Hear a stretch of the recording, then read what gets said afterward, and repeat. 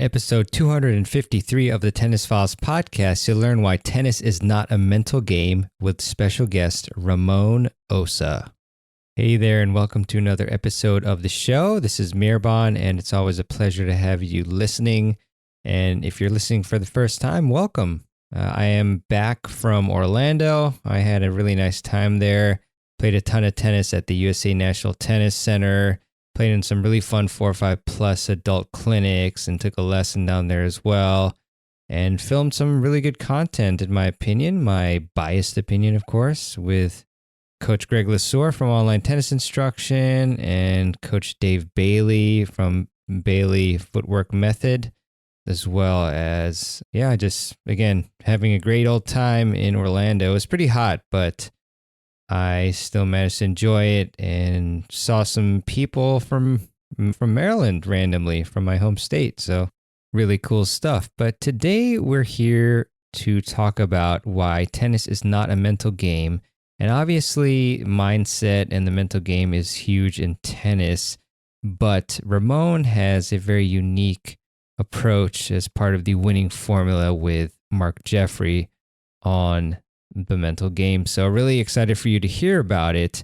And he's going to cover topics such as what pressure is and how to deal with it, how to train yourself to perform your best under pressure, how to access the flow state, how to use the 80% of time you're not playing the point to your advantage, which you might be surprised it's that long, the ideal routine to follow in between points, which is super valuable, and how to stay in flow during the point, and much more.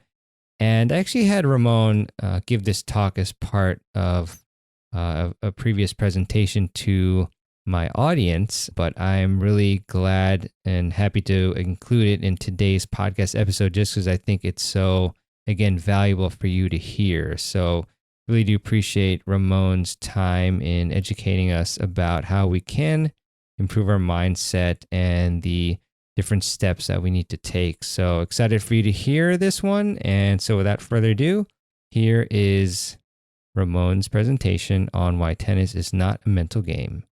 Hey there, Ramon Osa with you here, and tennis is not a mental game.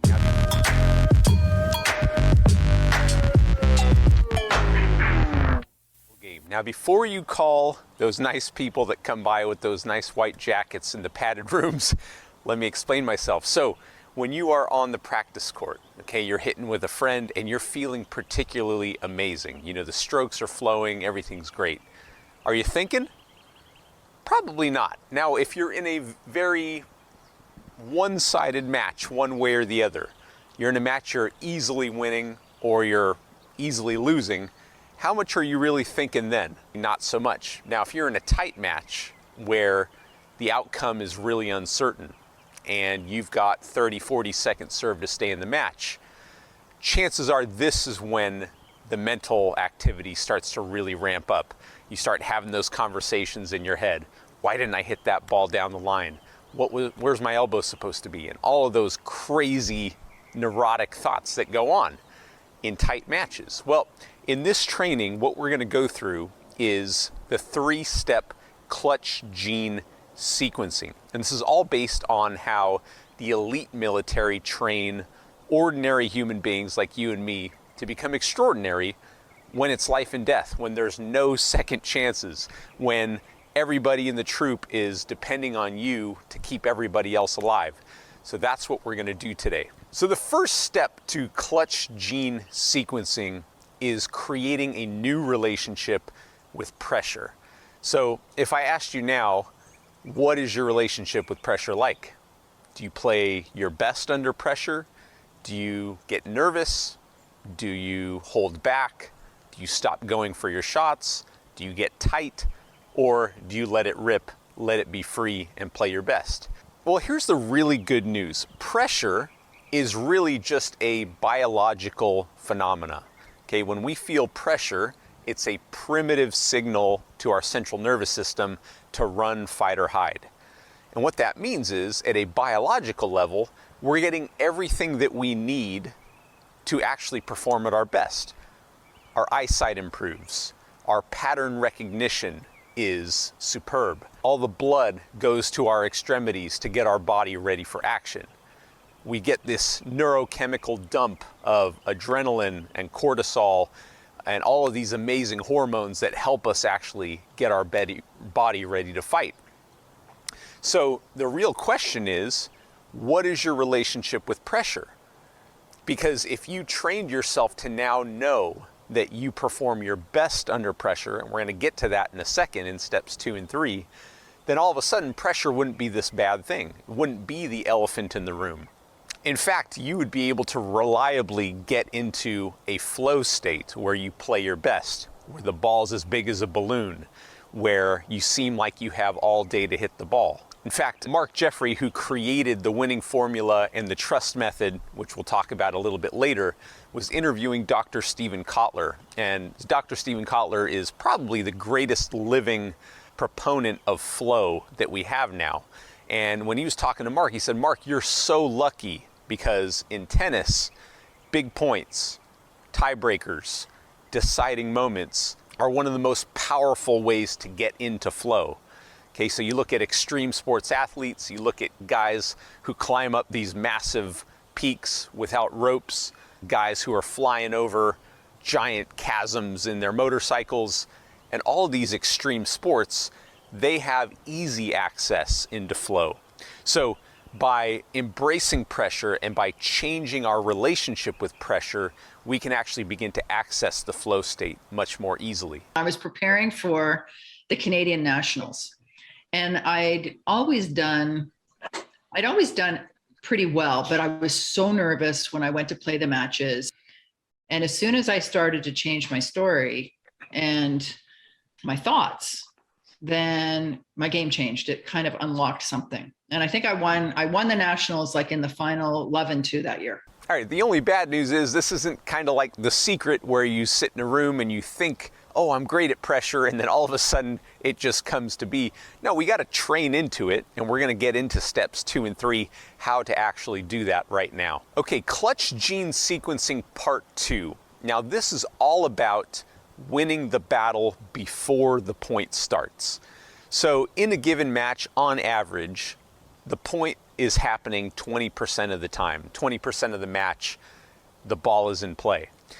And that, I'm no math whiz, but 80% of the time then leaves us in between points, in between games, in between sets. Now the good news is this is your time and nobody can stop you from winning the 80% except you. But if I asked you right now, what is your between the point ritual? What does it look like? And if you think back to the last time you had a tight match and maybe things didn't go your way on a point, or your opponent made a bad call, you know, the wind was howling or whatever it was, what was going through your mind? What kind of thoughts were you having? What kind of emotions were you experiencing? And what we would argue is, unless you have a between the point process that predictably gets you into flow, and we have a process to do that I'm going to share with you in just a second, then you're kind of at the whim of whatever happens in the match. And this is the difference between the best players in the world and the players that never scratch the top 100. Okay, everybody can hit great shots. I think it was Djokovic said, everybody's got great forehands and backhands. It's really what you do with your time when the ball's not in play that sets you up to play your best when the ball is in play. So here is our process, and if you try this out next time you go and play and you begin to practice this and rehearse this, what you're going to find is your ability to stay calm, assassin-like, absolutely focused on the moment, in the present moment, is going to explode. So first thing you do, ball breaks down, points over. What we're going to do is go look at our strings. When the eyes focus on a singular point, the mind gets still, everything is awesome. Next thing we're going to do is we're going to control our breath.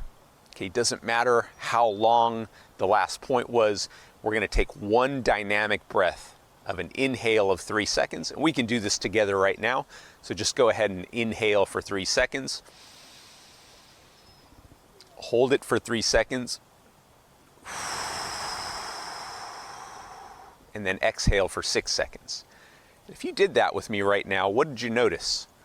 For me, my shoulders relaxed, my brain got calm, and I just have this general sense of well-being. So we've stilled our eyes, we've stilled our mind, we've gotten oxygen into the blood and into the brain with our one dynamic breath. And now what we've got is an empty vessel in our brain that we can now use to visualize how the next point is going to start. Now, as we're going to get to in step 3, what we want to do is have a detailed visualization of how the next point begins. So the brain doesn't know the difference between what is real and what is vividly imagined. In fact, you're firing and wiring the exact same circuits in the same way as if your body was actually performing that act. They did a study, they took 3 sets of basketball players and they were doing free throws. One group went out and practiced free throws in the gym for like an hour every day. One group did nothing, and then one group just imagined shooting free throws, but really got into it, was really in the moment when they were doing this practice. And what they found was the group that did nothing obviously had no improvement at all.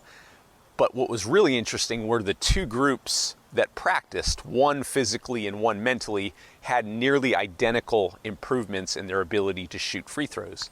And this experiment has been replicated with piano players and a bunch of other people. So, no difference between what's real and what's vividly imagined. So what we want to do between points, steady our eyes on the strings, calm the brain down, one dynamic breath so that we get oxygen into the blood, oxygen into the muscles, oxygen into the brain, relax our body, and finally we're going to visualize how the next point is going to start. And I'm going to share with you a little bit about that in step 3. And the last step in the 25-second process, so this entire process takes about 25 seconds. The last step now, and the most crucial, is to trust yourself and go out and execute. It's why we call our program the Trust Program, again, which was modeled after the elite military. And there you have it. So go out and train your 25-second process, just like you do your forehands, backhands, and serves, and your ability to execute under pressure will improve. Incidentally, if this is interesting to you, go and take our free diagnostic tool. It'll show you the 4 critical match-winning categories. It'll show you what your score is in each of them, and it'll show you how you can become like Novak Djokovic and Serena Williams at your level, to be the person that consistently pulls out those tight matches with the strokes that you already have. So we don't get into technique, but go take that quiz. I'll put a link down below. And that gets us into clutch gene sequencing part 3, which is all about when the ball is in play. In step 1, we redefined our relationship with pressure. In step 2, we talked about how to win the 80% of the match in between points, in between games, in between sets with our 25-second process. And in step 3, we're going to get into when the point starts. And this all starts, obviously, after we've done our 25-second process. And the point of that is to get you into flow, is to get you into the zone where you're in relaxed concentration, assassin-like, and you just go out and execute on autopilot. So now what we've got to do is we've got to be able to stay in flow during the point and not start thinking, where should I hit the ball now? My opponent just hit this shot. What should I do next? So we're going to shift from being reactive, spontaneous, and talented, as Mark likes to call it, to being proactive, to being automatic, and to being able to redefine talent as the ability to predictably execute proven tactics under pressure. That's our definition of talent, and that's what we want you to have. So if we want to execute on autopilot, there's one really critical factor, and that's called myelin. So myelin is this little sheath that wraps around the neurons in the brain, and it allows for impulses from the brain and the central nervous system to happen really, really quickly and really automatically. Okay, it's going to allow you to execute when it's 30, 40 second serve because you've trained this. And how do we know that's going to happen? Repetition. Absolutely. Okay, so this is not the secret where you sit and meditate about it, although that helps. You got to go out and actually train it. But it's not just repetition, it's exact repetition. Okay, so what we do is we do everything by evidence and by data. So of all the things that you can do on the tennis court, you can hit loads across court forehands, down the line backhands, You can hit serves until, the cows come home. But really what matters is what is going to win you the most number of points. Okay, what's going to swing a tight match into your favor? And if we look at the stats, okay, this is from Craig O'Shaughnessy, who said 70% of the points in singles last between 0 and 4 shots, 20% last between 5 and 8 shots, and only 10% of points, believe it or not, last more than 9 shots. And that tricks us because we see all the amazing rallies on SportsCenter and those stick in our brain. But if we look at it objectively, what most people are doing is they're training to win the 10% of points by grooving forehands and backhands and getting a lot of repetition. Okay, but we know that the meat is in that 70%, so 0 to 4 shots, which means you're only hitting 2 shots on the majority of your points. So what we want to do is we want to spend a disproportionate amount of training time on the first 2 shots of a point, which in singles obviously means the serve and your second shot, and as a returner, the return and the second shot. Okay, in singles we have 5 tactics that we train. In doubles we only have 3 tactics that we train, but we want to be training the serve +1 and the return +1 to specific areas of the court. And we want to be doing it with pressure. Okay, going back to our first point, if you train and there's no pressure, the first time you're going to experience pressure is when you need it the most, when you're in a USTA league match, or you're playing ITFs, or you're in a high school finals. So we want to make sure that you're training under pressure consistently. And we have 9 levels of pressure that we use in our training. Like I said, take that diagnostic tool, and I'll put the link down below so that you can figure out what those are. So we train with exact repetition, exact movements. We strip away all of the unnecessary stuff. So what I've found is watching these amazing presenters and their ability to really articulate how to hit a more technically efficient forehand, serve, backhand, and you name it, is amazing. And these guys are some of my great friends. I focused more on technique because that's what people want. But what I've come to realize over the years is you have to give tennis players what they want, but you also have to get them what they need. What Mark and Ramon have done, have created a very concise, simple program that can help any player. And it's really important to know that if you're going to go up levels, if you're going to go from 3.5 to 4.5, you're going to have to make some technical adjustments to your game to improve, more than likely. But to win at your level now, you don't need to do it. In fact, we've had players that have snapped 7-match losing streaks in 2 days of online training just by employing these principles. So we're training specifically in 2-shot combinations, okay? Shots 1 and 3 if you're a server, 2 and 4 if you're a returner, and then we can get into 5 and 7 for the extended points, and 6 and 8 for the extended points as the returner. We're going to do everything with targets. And the reason we use targets is it's one layer of pressure, but it also shifts you from being results oriented and being focused on the outcome to being process oriented. And when you're process oriented, what's amazing is you become detached from the outcome. The emotions of the moment go down and you can stick to your process. Reminds me of a great quote with Novak Djokovic, who just went from being #1 on top of the world to getting injured, being out of, basically contention, and then rising like a phoenix back to the level of dominance. And when he was talking to Sue Barker after he had just won Wimbledon, Sue Barker says, "Novak, how'd you do it?" And he says, "Well, Sue, at the end, you just have to trust yourself and trust your process." So really interesting. So we want to have a process first, and then we want to be able to trust it. And so we can do that obviously by exact repetition, by always putting pressure, one of our 9 layers of pressure on your training, and then seeing yourself continuously execute in those moments under greater and greater levels of difficulty. And what we're doing is we're rewiring your brain, not only to execute the proven tactics, but to change the story that you have about your ability to execute under pressure. So that when you step up to that line and it's 30, 40 second serve, you know that you're a trained assassin, and the person on the other side of the net is probably training the way everybody else trains, obsessing over technique, hitting loads of balls from the baseline, working up a sweat, trying to get a little bit fitter, only to lose those most important matches in those tight moments.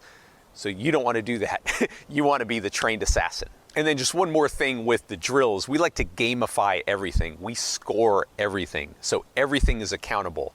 So in a training session with us, like I got a student here in LA that comes out, we literally score everything. So every single shot is accountable, even in the warm-up, and the time flies by in the blink of an eye. He's got an amazing sweat because we do all kinds of interesting things in between points to get him out of breath, so that he has to practice his 25-second process when he's tired. But we gamify everything so that there's a score involved, and so that you can train with somebody else, not just by hitting a bunch of balls and playing practice sets, but by training the patterns that are proven. The data shows that they're proven. I have played 4 times in the last 2 weeks. The first 2 I played pushers, beat them easily, which has never been the case in the past. These tactics, people who've been playing 30 years have been likely for the past 20 years been playing exactly the same way and not gotten any better. And I'm already athletic. Now I'm learning these tactics. I'm good to go. And so the last thing, obviously, in step 3 is being able to execute is all about being able to strike the ball efficiently.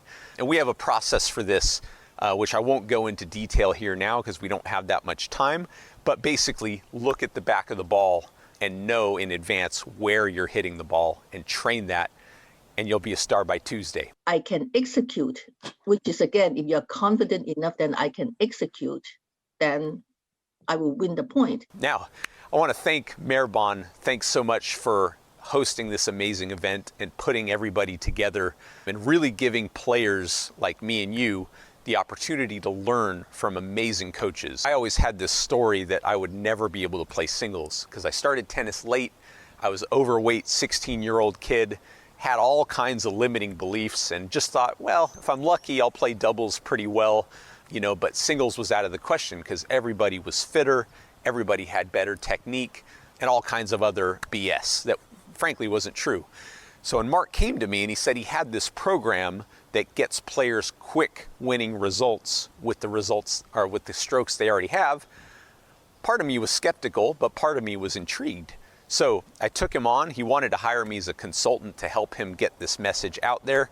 So I took on the program. I've got a court here in my yard in LA, and I did the training, the singles training for 30 days, and I entered a World Team Tennis League as a singles player for the first time in my life. Scared out of my mind to say that I was going to do that. But I went through the training. Literally, my 9-year-old daughter at the time was dropping me balls.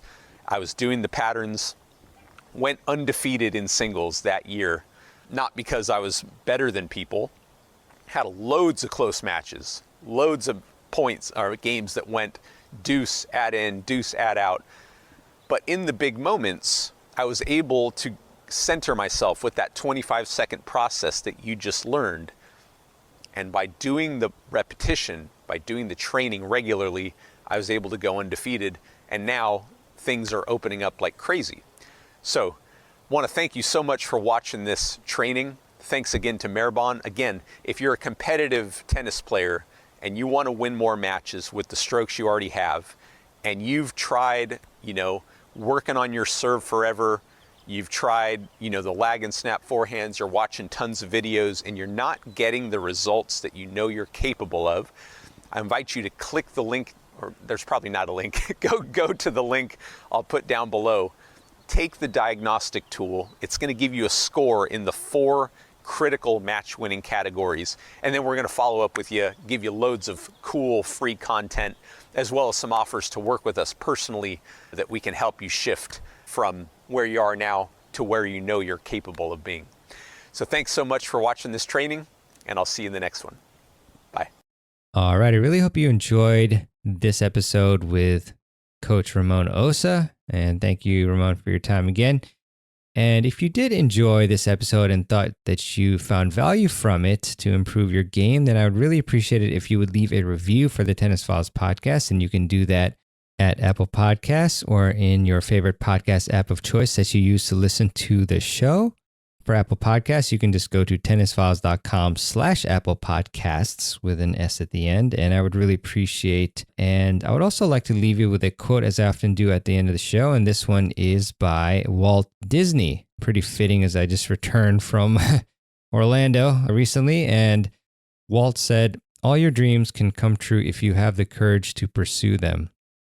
Very, very pertinent. Similarly, if you have the courage to make that technical change or that mental game change or that strategy change in the crunch moments, then you will usually prevail eventually and realize a lot of your hopes and dreams and goals in tennis and, of course, in other areas of your life, as Walt said. So really love that quote. But that is all for today's episode. Thanks so much for listening. And as always, we'll see you on the next episode of the Tennis Files podcast. This is Maribon Aranchad, your host, signing out.